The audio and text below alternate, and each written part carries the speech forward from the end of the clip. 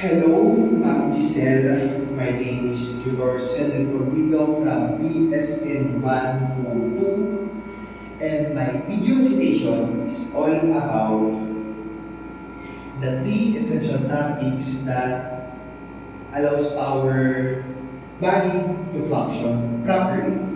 These are the nervous systems, cranial nerves, the circulation of blood or blood flow, and lastly is the endocrines, glands, and hormones.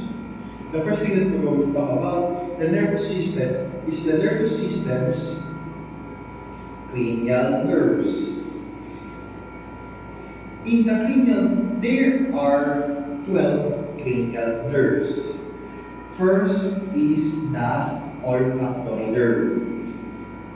Olfactory nerve is responsible for our smell. So think about the time that you smelled something amazing like a flower or your favorite food. That is the olfactory nerves working. Next is the optic nerves, which are responsible for the vision. They send visual information from our eyes to our brain.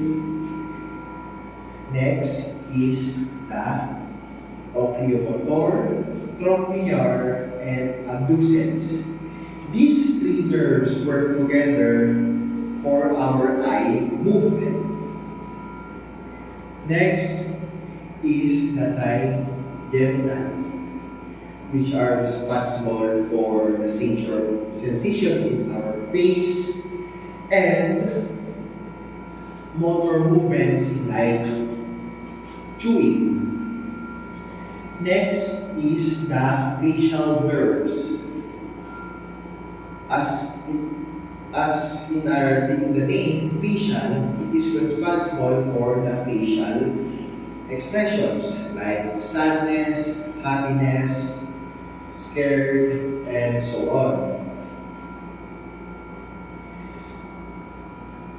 Next is the ventricular, which is responsible for hearing and balancing information.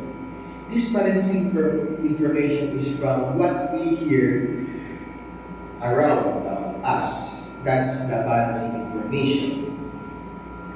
Next is the glossopharyngeal, which is responsible for swallowing,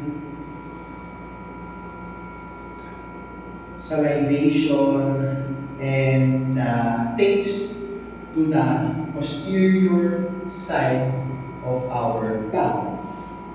Next is vagus. Vagus has many functions. This includes the controlling of heart rate, digestion, and speech.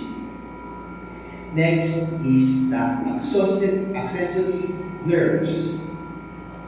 These nerves are located at our shoulders and neck.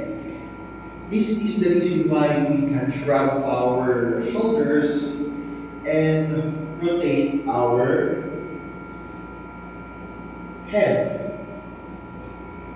And lastly is the hypoglossal, which is responsible for the tongue movement. This tongue movement is essential for speech and swallowing.